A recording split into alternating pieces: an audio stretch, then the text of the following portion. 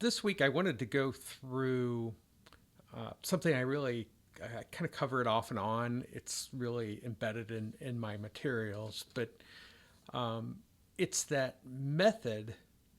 Having a method is greater than having unbelievable leadership.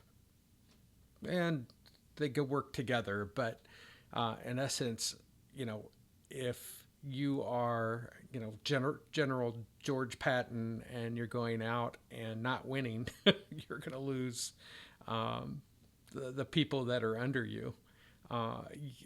It's not just being a great leader. I would prefer someone that knows what they're doing over someone who has, and there's many leadership books on this, that have been written and sold. I mean, by far over people talking about method. But these leaders have learned to have empathy and empower people and be authentic and have great self-awareness and be a great role model and a presence about them and management styles. And I think too many people in management get bogged down in these things and worry about what style they have, as opposed to coming up with a method to actually propel the organization forward. And so they wind up losing, but boy, do they have great leaders. Yeah, I don't think so. You don't have great leaders if they're driving the company into a ditch. So, you know, what's the most important thing? It's winning, but let me qualify that. When I'm talking about winning, I'm not necessarily talking about it at individual level. To me, that comes from merit, but merit used today kind of implies some type of merit pay or incentive pay.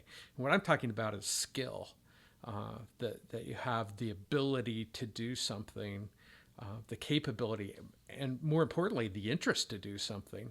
So there's a difference there between the type of merit that gets bannered around a lot in organizations versus having a certain level of skill. And it's really easy from a leadership perspective to, you know, improve your empathy and those types of things, but it's not easy to actually have an organization that's growing, and that provides new opportunity and getting people interested in the organization itself. So at the organizational level is really more what I'm talking about. In other words, within your organization, you can't have competition between. That's not the type of winning that gets really an organization anywhere. It's having, a clear aim and a purpose in the organization, and customer measures and a customer creed associated with, what's important from a customer that interacts with your organization. It doesn't matter whether you're making products or providing services. A design that is flexible and able to absorb the different types of interactions that you have from customers. That you have a decision making method within your organization that will allow for good decisions to ultimately be made, and not every decision outside that's made at any moment may be a good decision. It may be a bad decision, but it can be made a good decision from what you learn. And then there's innovation, and innovation is something that you have to have constantly in your organization for new ways of providing services and maybe new services, and innovation around products that you have constantly being something that you're working on within the organization. And these are the types of things that lead to winning. it doesn't necessarily guarantee it, but having methods around those types of things are more important than inspiring leadership that's out there. And I'm not saying again that completely void of it, but boy, I'd rather have great method over leadership by far. Um, because if you're, growing the organization, if you're ultimately making good decisions, also those other things kind of tend to uh, work themselves out. There's all different types of leadership that's been successful. I mean, from my era, you had Bobby Knight, who was, you know, considered a great leader, but boy, was he a fiery person that a lot of people just wouldn't play for him or really liked being around him, as a person. But he won. And then there's, Mike Krzyzewski is a completely different style, but he won.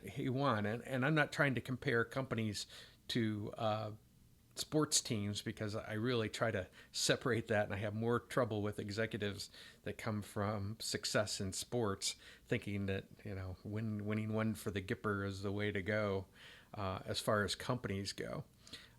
But it's really the method that you have. Do you have the best method? Basketball players even, have to work on their skills during the course of the week before their basketball games. Have a plan in place about how they're going to, attack it, and the ability for 5 people to combine to do great things, and then you get into organizations with 150 or more people, a lot different, very, very much more moving parts, and having people engage at that level and build it into the design of your organizations. And most organizations, to be honest with you, just aren't designed that way.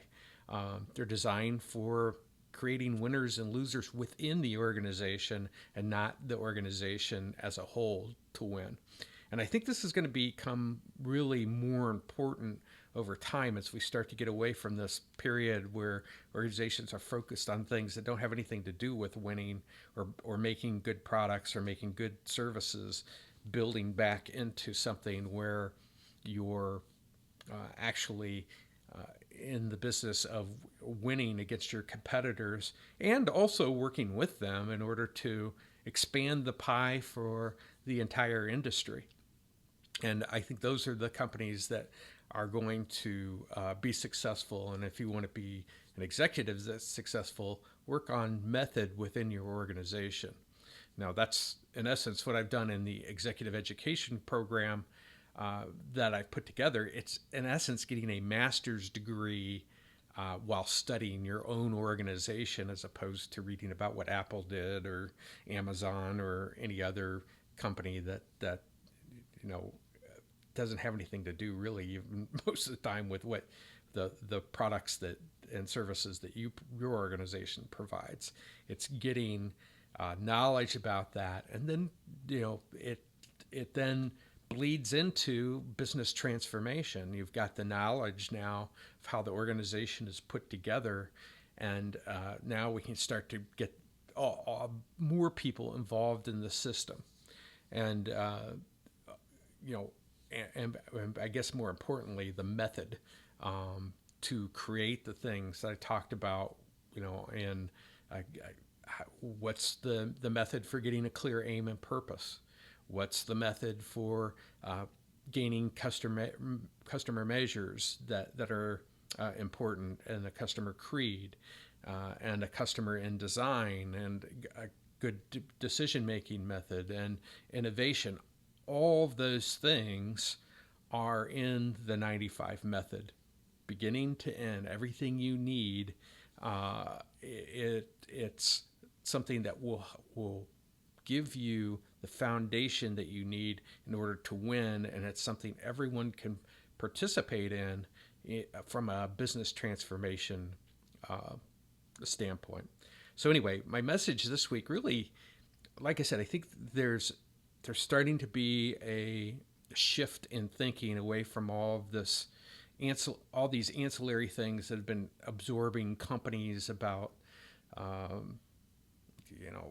the things outside of other than providing quality products and provisioning exceptional services. And because people have gotten so far away from that, I think it's time to start winning again. And that is really my message for this week. And you're going to need a method to do that. If you got one, great.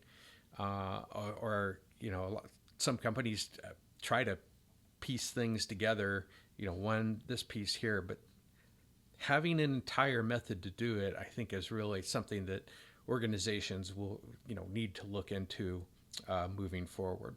That's what I wanted to cover this week. And remember, there is always a better way.